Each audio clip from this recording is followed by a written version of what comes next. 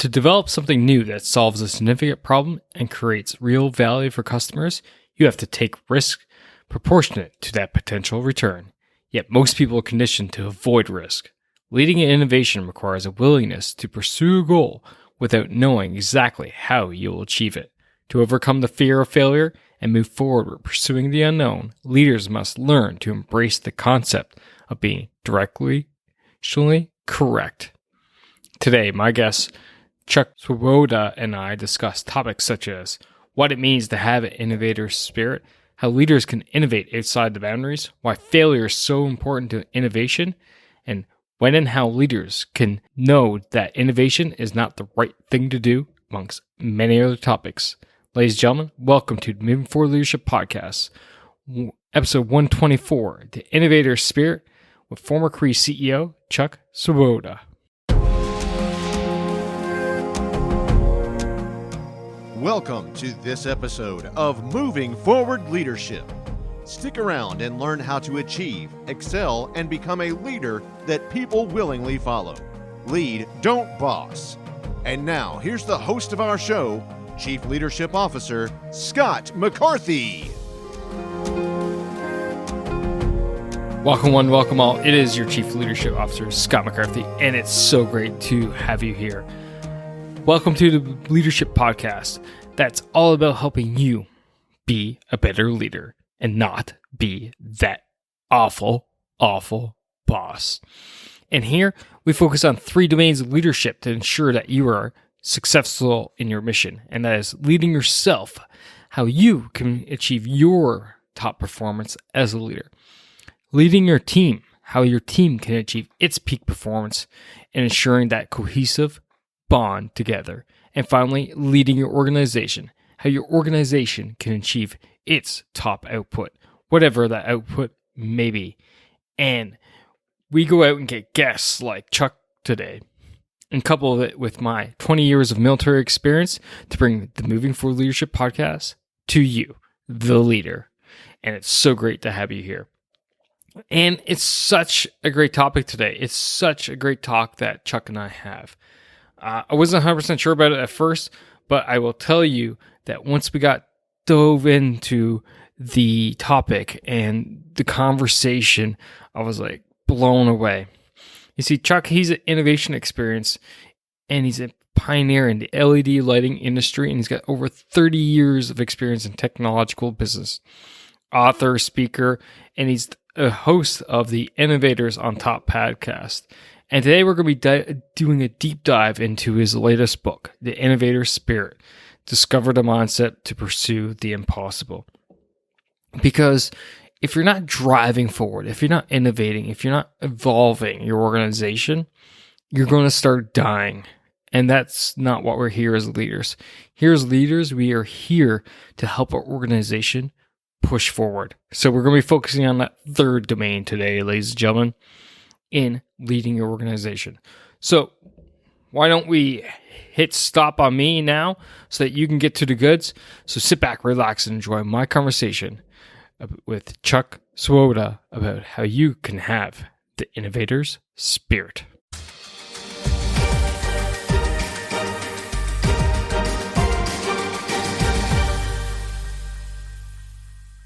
Chuck, welcome to the Moving Forward Leadership Podcast. It's so great to have you here.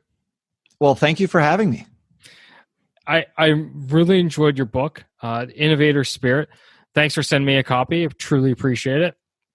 Well, I'm glad you had a chance to read it. It was a couple of years in the making, but you're never sure how people are going to react. And now that people have finally read it, I'm feeling a little better about it. yeah, I could totally understand that. I got a book or two in the back of my mind, and I think that's probably one of the apprehensions, right? Is like, how is it going to be received? Once you put it all on paper, you put it all out there, you spend all these hours of work putting it down, and you don't know. It could be a complete flop, or it could be the next New York Times bestseller, and you have no idea, right? Well, yeah, and I mean, I'm telling a story about my 25-year journey at Cree, right? So it's very personal, and there's a lot of insights, and they were important to me. But then you're like, wow, what happens? Like, I mean, I'm a pretty darn confident person. It wasn't a fear of failure. It was more of, God, I hope somebody actually likes this thing because I put a lot of time into it. But I'm now past that stage, so the confidence is high, and I'm glad that I'm getting a lot of people to react to it. Awesome. So actually, you're kind of dovetailing into the first question I love asking all the authors, and that is, what was the inspiration? Now, I know you're talking about, this is your story and stuff like that, but at the same time, what got you off the couch, the proverbial couch, to say, I'm going to write a book about my experience. I'm going to tell my story. Well, so I'd spent almost 30 years in the technology business. The last 16 as a CEO of a company, building it. And so when I retired, my goal was to really do as little as possible for a while. And I was giving a speech at Marquette University in Milwaukee, and one thing led to another, and they asked me to take a look at a course they were teaching of calling Leading Innovation. And so I had some free time, so I went through the course, and I came back to them. I said, "This is great, but I don't think any of it would work." They're like, "What?" And I said, "Yeah, look, it's very theoretical, but I think you're missing the basic premise that innovation is something you lead. It's not something you can manage. And most of what you're teaching is all this process mindset. I don't think it would work based on my experience." And so I thought that was it, right? I gave my feedback, and they go, "That's really interesting. You need to write a book." And I'm like, "I'm not writing a book." I said, no, we need you to write a book. Like, you have to capture these ideas. And so one thing led to another. They talked me into it. And so I started. And honestly, the first thing I did is I went on Amazon and I searched innovation as a subject. There's over 50,000 books on Amazon on the topic of innovation. So after I said yes, I'm like, what am I doing here? Like, we certainly don't need another book on the topic. And then I did some more research, and I realized that I think I have something slightly different to say, which is that, in my world and in my experience, innovation really comes down to this mindset. It's how you think. And that I thought I could hopefully share some of that concept with people so that maybe they can apply it in their own life. And I really wanted to get away from this idea that innovation is something only tech companies do. Because, it can be applied to anything, and I've seen it applied in many different areas. And so it was really a chance for me to use my Cree story, but really not to tell the Cree story, to tell one about how you might pursue innovation in a different way and use the stories as an example. I really like that line, innovation isn't for just tech companies. And if you've done any background check on me, I'm a Canadian Army officer. By day, I serve in the Canadian Armed Forces, and I try to drive that point home. And we're definitely not a tech company in the forces, right? Far from it. But I keep continually, day in, day out, drive that ideology of we need to innovate, we need to think, we need to be smarter, we need to move forward faster. And I love that point. You bring that up, and I had a chance. I had a chance to interview for my podcast Dick Leinenkugel of Leinenkugel the Brewery, and as I was interviewing him, he was a former Marine Corps officer.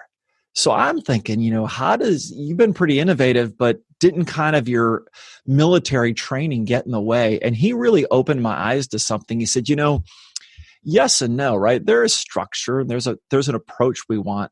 But really what you're training people to do is when you're out there in the battlefield and something goes wrong, how do you adapt and react in the moment? In fact, it's teaching you something quite different. And so what's funny is I had, perceived the military as a very structured, follow the process. And while there are best practices and other things, he really opened my eyes to, know so much of what we're trying to do is get a mindset so that people can act on their own. And so it was very eye-opening for me. And it's kind of, he's one of the people that helped me realize that it really can be applied anywhere, whether it be social innovation or, just about any aspect where there's a problem that needs to be solved. Innovation is a potential solution. No, that's awesome. I love it. And I can say we have a very similar mentality here in the Canadian Armed Forces for sure. We definitely want that baseline. We want people to have an understanding of what structure, processes, et cetera, are there. But at the same time, we push hard for initiative. We push hard for people to think outside, the proverbial box and bring new ideas forward and stuff like that. Does it go exactly how it should all the time? Not necessarily, but no organization's perfect. Just like any other one, we have our flaws, but at the same time, we definitely have it open, mostly open for people to bring those forward. So we're talking about your book. We're talking about the innovator spirit. And what I'd like to know is, from your standpoint, what exactly does that mean? What is an innovator spirit in the first place, before we even talk about the principles and everything else you have in there?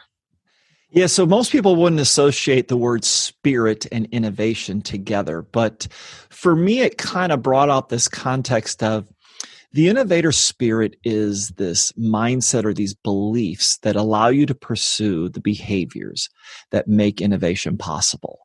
And the challenge that most of us have is that we've been trained our whole lives, whether we know it or not. We've been put in situations that actually teach us a set of beliefs that actually get in the way of innovation. So most of our lives has been taught to limit risk, or to avoid failure, or to pursue a best practice instead of striving for something better. Or something that's very topical today is that we've been taught that, the only thing that comes out of a crisis is a problem. And while certainly problems come out of them, opportunities also come out of them. And so the innovator spirit is this way to kind of reshape or rethink about your beliefs so that you can have these behaviors. And I think the challenge most of us have is that you can tell someone to change their behavior and they'll try. But as you would have learned in the military, in a moment of stress, you're going to go back to whatever your core wiring is. And so whatever is built in. And so one of the parts of the innovator spirit is that, so you have to actually put yourself into situations and experiences to change the beliefs that most of us otherwise have. Because the fact is, I happen to have today a young 2-year-old grandson. And this is my favorite analogy, and it's probably because I'm a new grandfather. But you give a 2-year-old crayons and a coloring book, and they'll take it and scribble all over the page. And the first thing we do as adults is tell them, no, stop. I want you to color between the lines. Why? Why are those lines relevant? That's a boundary condition we're putting on them. And our whole life is filled with these boundary conditions that we've been given. And if you're going to pursue innovation, you're going to do something that's never been done before. You've got to get your head into a different place to go after it. And so that's really what I'm talking about with the innovator spirit. My 5-year-old would love that line about the crayons, because that's exactly what we're having to do with him right now. But seriously, it makes sense. Why are we constraining ourselves to these boundaries? Why are the boundaries there in the first place? Who decided to put the boundaries where they're put? These are all different types of questions that need to get asked, and often leaders don't necessarily ask the questions to figure it out. Yeah, I'm not even sure we realize we have some of these boundary conditions, right? Even more so. They're a product of our society, right? So, we're going along and we don't even recognize them. It's one of the ideas I put in the book to get this idea across is that, so many of us want to be innovative and think about new ideas, and we tell everyone to think outside the box. Seems like a really logical idea, except that the moment you acknowledge that there is a box, you're actually acknowledging boundary conditions that will limit what's possible. So what I try to tell people is there is no box, and that the first thing you have to do is set your own box on fire. You have to get rid of those boundary conditions if you really want to pursue something different. And it's not intentional, but the fact is that boundary conditions are actually a choice. As much as we don't think that because of our life experiences, we can choose which ones to follow or not. And I think that's kind of trying to get at that moment that we have way more ability to affect this than we think. I like that. I like that statement that boundary conditions are a choice, because you're right. We choose to follow them. We choose to accept that they're there. We choose to, use them as a limitation.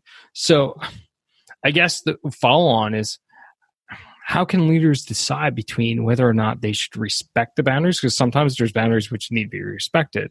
Because if you don't respect them, they're going to break the whole system. Or is that something you want to do?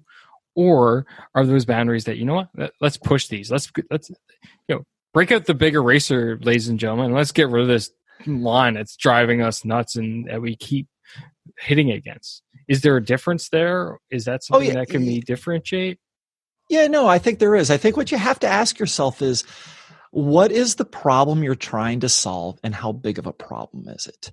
So there's many problems you can solve by staying within the boundary conditions and making incremental improvement. There's entire methodologies around, applying Six Sigma to problem solving, right? The problem with that is that those boundaries basically tell you, I'm going to keep refining something and making it better, but it's refining it within a set of limits.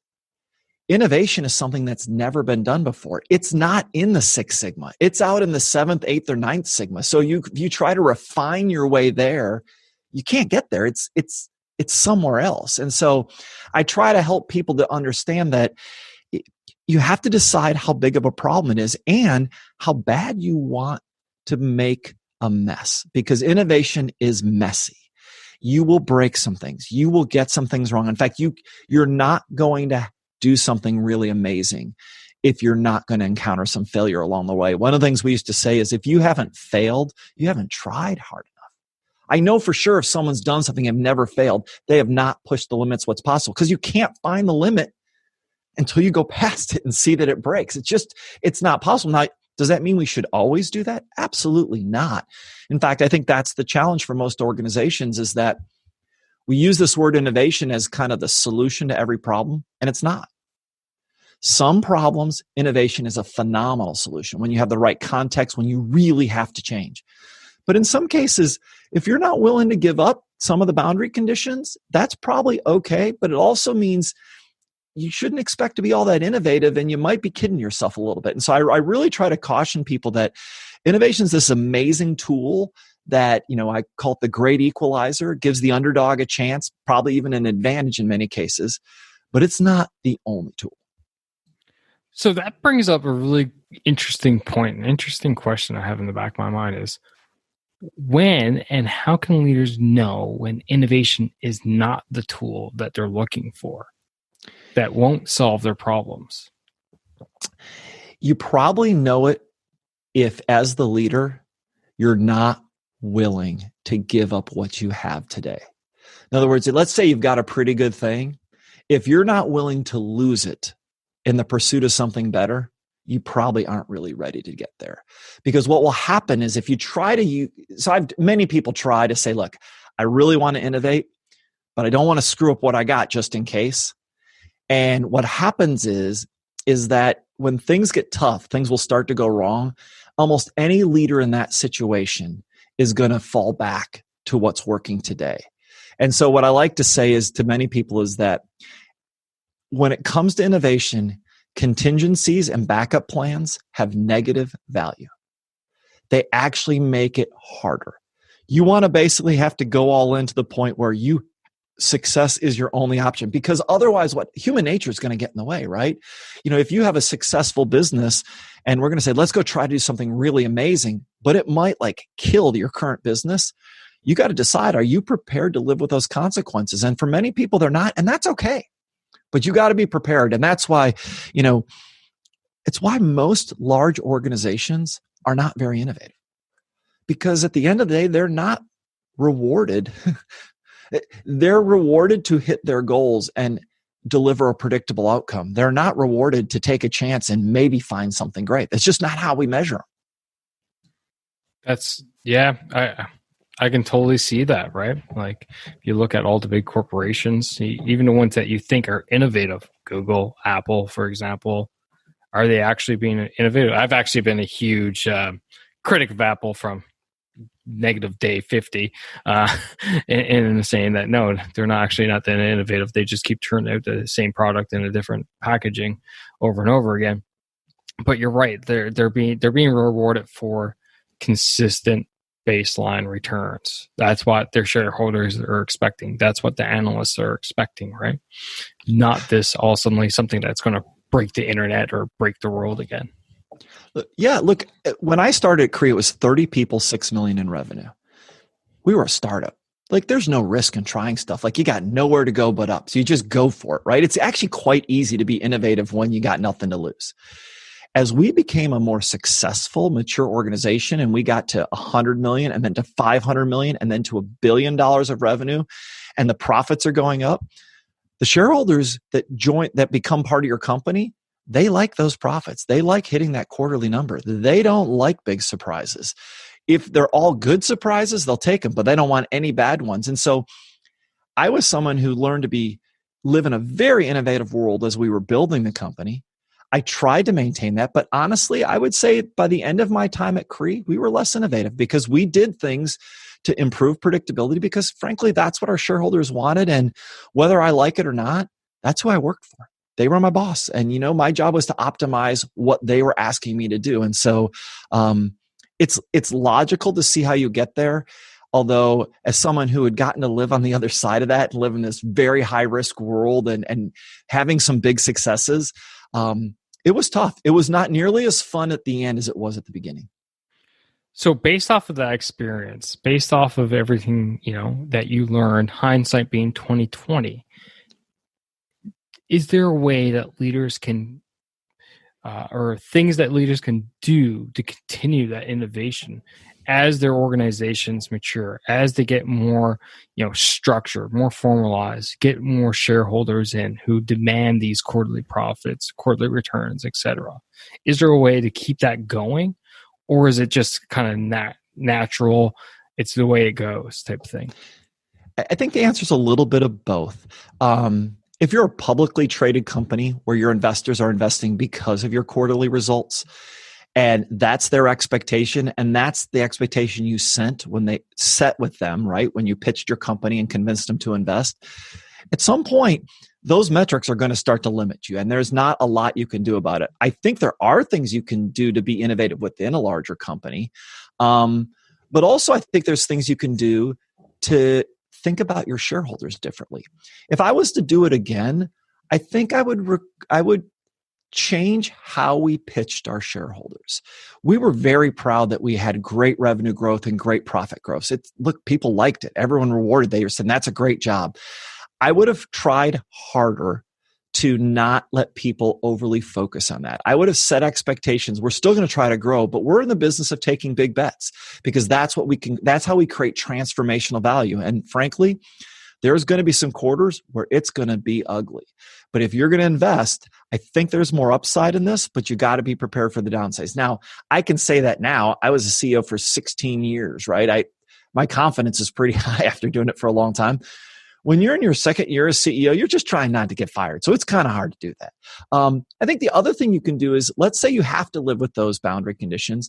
You can create innovation within the larger organization. And it's imperfect, but when we built the Cree LED light bulb, Cree was a pretty big company. And I was very worried when we decided to take on that project. I didn't think the structure we had in place would allow that team to really be successful. So we basically took an idea and put 5 people in an offsite location, secret location, didn't tell anyone where they went. And for a year, they developed the product. They built a production line. They convinced the Home Depot to put it in all their stores, and they developed a national TV campaign and essentially was operated outside the rest of the organization. So on the day we did our national launch for the Cree bulb in all the Home Depots, I believe about 50 of our 7,000 employees knew the product existed. We kept it a secret from them because we didn't think that the structure that was there to run the rest of the company would allow them to break all the rules we needed to break. Now, I did that knowing that there was a risk that might not work out as well, but I was saying, okay, we have a portfolio of a company. I'm prepared to take some of my chips and bet them over here and take my chances. And I was comfortable living with that risk as a CEO. But I think it's a really tricky balance. I mean, it's very difficult for most organizations. You talked about Apple a minute ago. Tim Cook has made the Apple shareholders a lot of money since he became CEO. But I would argue that the company's become less innovative because he's so good at that part of it. And Steve Jobs was taking big bets and it didn't always work out and it was messier, but he created some markets that wouldn't have been created otherwise. But it's hard to argue if you're Tim Cook working for the investors that he's not doing what they want. And that's why I think it's so difficult. As one investor told me early on, and this will be a pretty unique piece of advice, he says, be careful about making profits too early. Because the moment you start giving people consistent profits, they're never going to let you go back. Sometimes you have goals, but you know what? You have a hard time reaching them. and you just can't figure out why. Why is it that you can't achieve those things that you want to achieve? Maybe it's dedication. Maybe it's motivation. Maybe you haven't picked the right goals. So this is where I was not too long ago. And then I realized something. I've been developing the Power Goals program my entire life. And here it is now for you, where you can learn how to pick the right goals, figure out how to achieve those goals, how to stay on track, but most importantly, how to get back on track when you get off.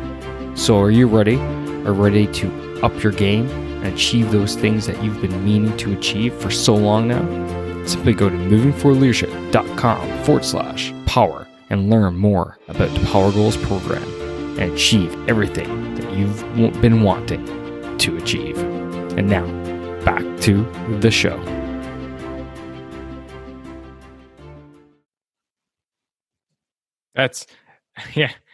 It's kind of funny because the reason why, you gain traction, the reason why you gain exposure, you gain, popularity is because you're doing something different, something that, you're enticing your customer and your customer base or the people that are now your customers.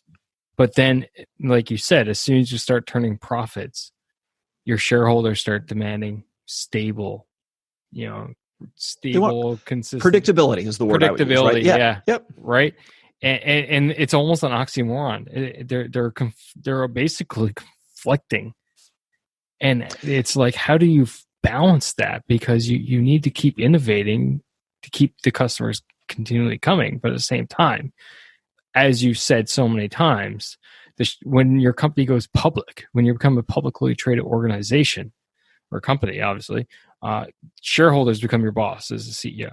So how did you balance that as a CEO, or were you able to? So two things. One, early on, we had enough success that they let us get away with the failures. In other words, one, you have to be really good about selling the future, right? So we spent a lot of time talking about markets that were going to happen in 3 to 5 years and convincing people to stick with us that it was going to turn out. And so it started out, in the beginning, we just made blue chips, and then we made blue LEDs, then we made white LEDs, and then we made lighting products, and then we made art. So you have to always make sure that people see what the value you're promising in the future could be if you're asking them to make that trade-off. So I think we did a pretty good job of that, in the first 10 years of my time as CEO. I think as we got beyond the $1 billion mark, it became harder and harder to sell those bets, because if you want to be really disruptive at $1 billion, your bets get bigger. And so the volatility became pretty tough. And I think the second piece of that is your relationship, not only with your investors, but your board matters. So the benefit I had is after 10 years, I could still take risks because my shareholders knew I'd been doing it for 10 years. You get credit for past success. You just do, right? Hey, this guy must kind of know what he's doing. I'm going to give him a little bit of leash to go try this idea. But so does your board. And I think, so I had the opportunity to have a board that, we had some tough discussions. Probably the one I laugh at the most is board members always wanted to have long discussions about all the best practices that they were using in their other companies that we should implement. And I kept arguing with them that best practices were the worst idea for our business. And they're like, what do you mean they're the best practice? I said, if it's a best practice and everyone else knows about it, it can't be best. A best practice can only make you as good as somebody else. We're in the business of innovation. We have to actually find something better and then find something better again and better again. And I probably had that debate for off and on as different board members came and went. I would have that every few years. When we had success, they were confident that I knew what I was doing. When we had a few bad quarters, they were pretty sure that best practices were a better idea than mine. And so it was a constant tension, but you got to sell it. And don't underestimate that innovation requires incredible leadership.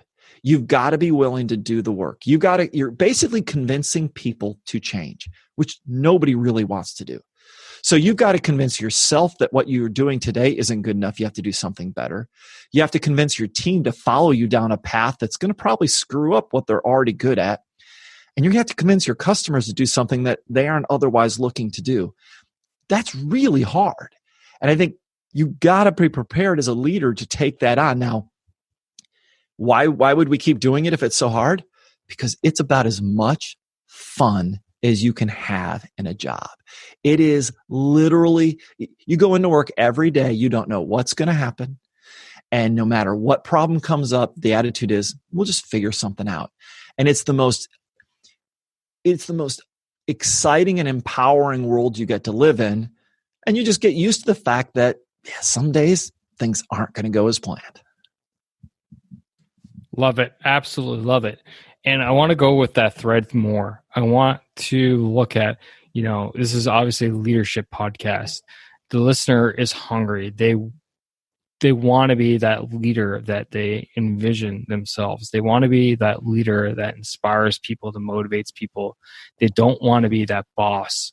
The people, oddly enough, we'll keep running with the Apple theme. Like Steve Jobs, as good as what he was, there's a lot of people out there that will argue Steve Jobs wasn't necessarily a leader because he would yell and scream and throw things and swear at people from things that you've read, that you can read out there. So for the listener out there, what are some of those key characteristics that enable them to push forward on being that leader that doesn't stifle but promotes innovation within their organization?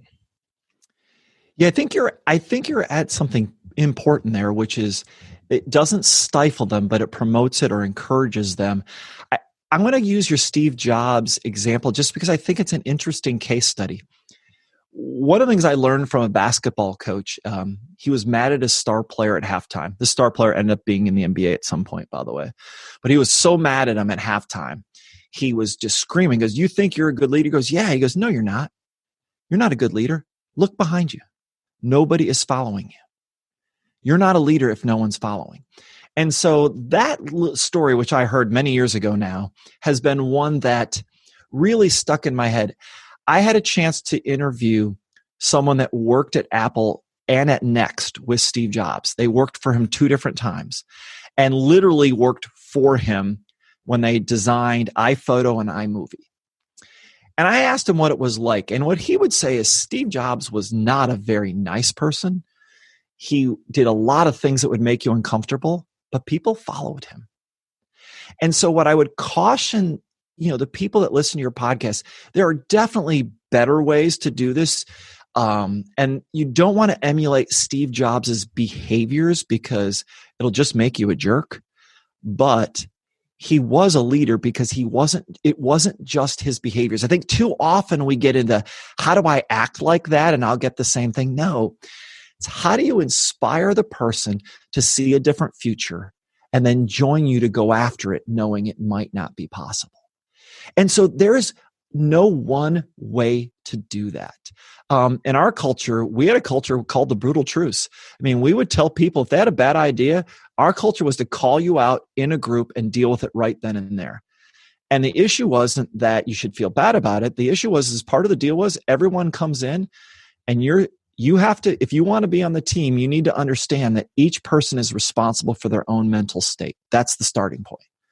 So if I say something and it sounds critical, if you assume that you and I are both trying to solve the problem and you take it the right way, is it really the wrong thing to say?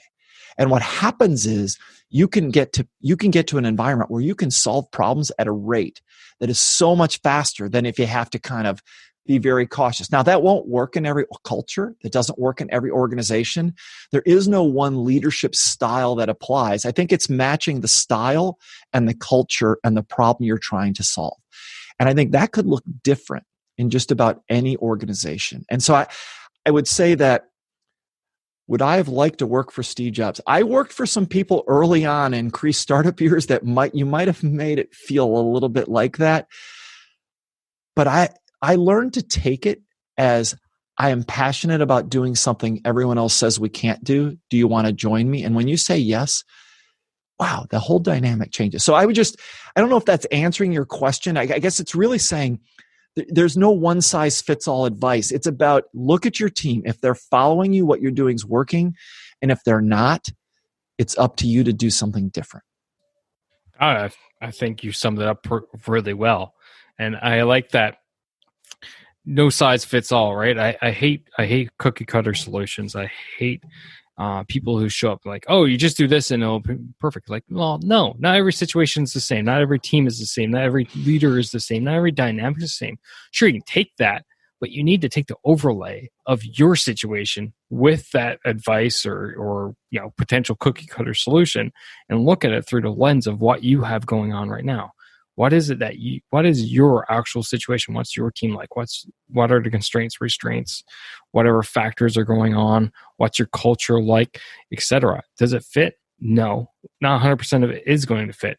Maybe 80%. Okay, well, chop away to 20 and figure out a way to fill the other 20, fill it back in with what makes sense. So I think your answer is great. What I'd like to go into, though, is something that we talk about a lot here, and you've mentioned it a couple of times. We kind of skimmed it, is culture. How can we as leaders, bring culture, innovative culture to our organization, not allow it to get, again, stifled out, not allow, especially as our organization grows and expands and more levels of leadership get embedded with it, and to make sure that our junior leaders or subordinate leaders are empowering our people to be innovative. How can we ensure that culture continues on throughout? So, culture starts with values. And I always like to say what the culture is the living example in people's actions of what they really value.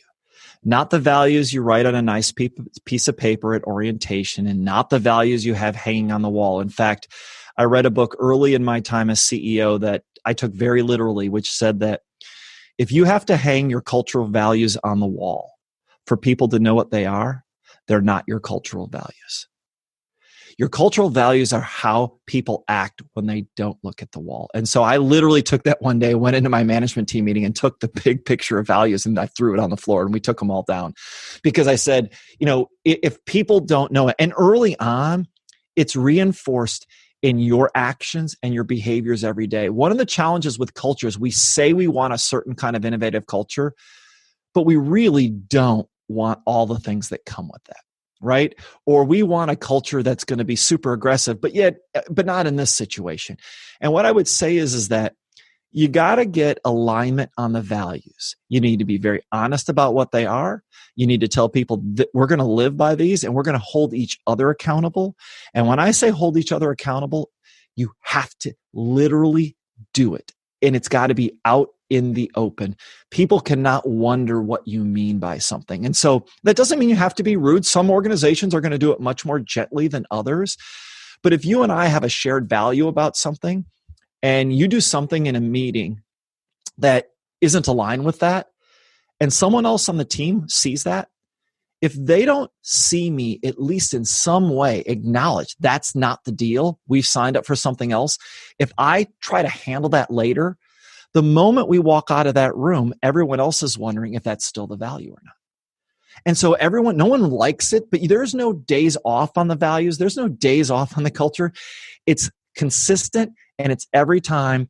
And it's actually really easy to see what a company's culture is because you just have to watch how they act. Don't read anything that they say. Watch what they do. That's what they believe. I love that culture shouldn't be on the wall idea. As soon as you said that, I was like, wow, that makes absolute sense. Why haven't I thought of that, before? I borrowed that from someone else's somewhere along the way, but to me, it was the most, to me, it's just such a great way to think about it. 100%, because you're right. It should be ingrained. It should be right into every individual member of the organization, right from the CEO all the way down to the mail delivery person who shows up for 5 minutes a day. They should know what that company's culture is like when they walk through the door, whether or not the people that are going to be there are going to be greeting them happily or not, or what to expect, and everybody in between. That culture needs to be ingrained, and you shouldn't have to have a reminder of what you should be, how you should be acting, and what you should be believing in. One of our values at Cree was every decision you make should be in the best interest of the shareholders. Because if we take care of the shareholders, we'll take care of ourselves and everyone else, right? That gives us the opportunity to keep going down this path. And we had basically an unwritten rule that any employee was allowed to ask anyone at any level when they see a decision made to explain to them why that's in the best interest of the shareholders. So that meant at my all employee meetings, even when we had thousands of employees, I would have employees asking me questions, challenging me why we made certain decisions and why it was in the best interest of the company. And if you want to be an effective leader, get your team to challenge you regularly to explain things, because once you know that you're going to be accountable to things like that, you get really good at living it. And what's interesting is then the employees know that it counts both ways. And I think too often leaders have this culture that they want, but they don't want to live it. And it's not, if anything, the leader has to exhibit it twice as often as anyone else. I mean, it doesn't work otherwise. You mentioned this thing about accountability multiple times now throughout the interview. And I want to dive into a little bit deeper for the listener. How can they, be held accountable themselves? How can they, inspire accountability within the organization, but do that within that professional manner? As you've mentioned, there's a good way to do accountability, but there's also bad ways to do it. So what are some of the best practices from your experience out there in how leaders can, hold their organizations accountable, be themselves held accountable for the betterment of innovation, company, etc.? I think it starts with being really clear on what you're going to be accountable for. I think a lot of people use nice generalities, say we're going to be accountable for growth. Well, what does that mean exactly? Like, what are we going to consider success or not? And so I think if you get really good alignment and clear communication, and then you never stop measuring yourself to whatever that accountability is. That's kind of the first step, because I find too often accountability gets lost because people try to keep rewriting the rules or how we're going to judge things. We're going to fail sometimes, all right? We said we were going to sign up for this goal. We didn't hit it. I screwed up. This is what we're going to do differently the next time. I think that's kind of the first step.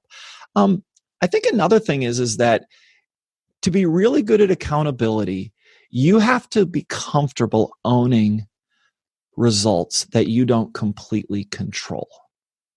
So if you can get your head around the idea that things are your fault that you didn't fully control, the concept of accountability becomes really easy. And so we used to use that term a lot, which is assume it's your fault. And it has a very interesting connotation, but before you assume it's someone else's fault, assume it's your fault. What could you have done about it? When you start to hold yourself accountable first, it's really easy to have a constructive conversation with the other person, because the reality is there's almost always something all of us could have done to make a situation better. And if you start with you, then the constructive part gets way more productive than when you got to avoid the blame game. It's the most useless part of the conversation. In fact, when something went wrong, it was 1 minute and what went wrong, and the rest of this conversation about what did we learn and what are we going to do better the next time. I couldn't care less about past. The past is the one thing I can't do anything about. I love that. What could you do? I don't often, but I basically employ an ideology that I refer to as extreme leadership, where I basically take ownership of everything. Everything is like, to the point where it can almost be detrimental. But at the same time, it's like, okay, what could have I done better? What could I have done differently to mitigate this? What could I have done to ensure this problem didn't occur? How did I fail the person? How was my direction clear? Did I give them the right tools, resources, training, time, etc.? Did I go through all these checks through my mind and even on paper or whatever that is required to ensure that, yes, I did everything in my power to ensure that we were successful, that task was going to be successful. Unfortunately, for whatever reason, that person didn't live up to expectations. And then it's like, well, were they even sure of the expectations? What was expected of them? And you keep going down that route, because often what I find is I, as the leader, are actually the problem source. I'm the reason why they actually failed. I either didn't communicate clearly. I didn't give them the right resources. I didn't give them enough time. Didn't give them proper direction, et cetera, et cetera, et cetera. And I basically own everything that I can for the betterment of the organization, but at the betterment of the people as well. It's exactly my perspective on it as well, which would be is, by definition, if you're the leader and something doesn't happen as planned, it's your fault. Full stop. You're the leader. Once you accept the role of leader, it has to be your fault. Now, yes, does that mean that people on your team didn't do their part? Right. But as the leader, it was your job to create a situation where they could be successful. And if you start there, you get to much more productive places. Does that mean that you don't have people that at some point might not be right for that role? No, you're going to find that. But it's not their fault. It's your fault. Because if you're the leader and you put them in that position and they didn't succeed, well, you put them in the position. You made that choice. You could have chosen something else. So if you start there, I think you just get to a really different place.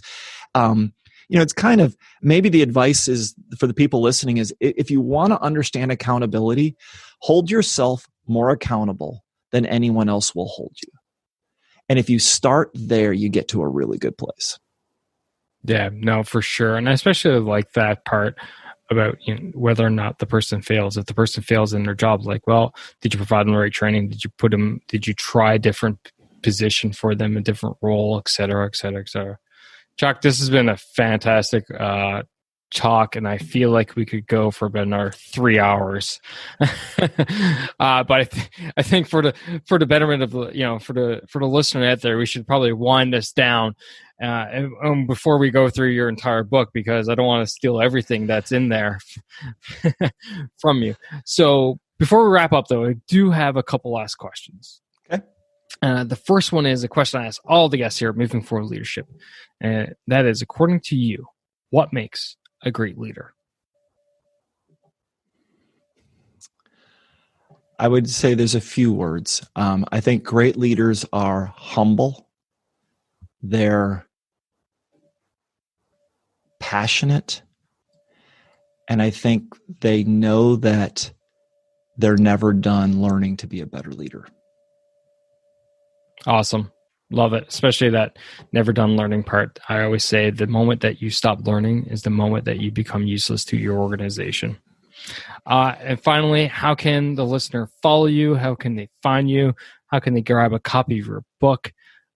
It's all but you. Feel free to give yourself a shameless plug as you see fit. So you can find out more information about me on my website at chuckswoboda.com. You can follow me on social media on Twitter and Instagram at the Chuck Swoboda. I'm pretty active on LinkedIn as well. I write about every week I put a column out for Forbes, which you can see my thinking there, as well as I have a podcast called Innovators on Tap, where I actually talk to other innovators and get their perspectives on the mindset that was required. So it might be interesting for others to hear someone other than my voice. And then last, the book is it's out now. You can buy it online, Amazon, Barnes & Noble, wherever you buy books, and it's also in bookstores. And I would love it if you check a copy out. And if there's anything in it you disagree with or don't like, you're always welcome to reach out to me. Send me a comment on my website, and I will get back to you. I don't think I have all the answers. I think I know what has worked so far. But one of the core beliefs is that no matter what you do today, you can do something better tomorrow. And so feedback is the way I figure that out. So feel free to give me your feedback. Awesome. And for the listeners, always, it's easy for you. Just go to the show notes. All the links are there, right there, easy for you. Chuck, again, thanks for taking time out of your busy schedule. Come talk to me, and most importantly, the listener. Oh, thanks for being here, and I appreciate everyone for tuning in.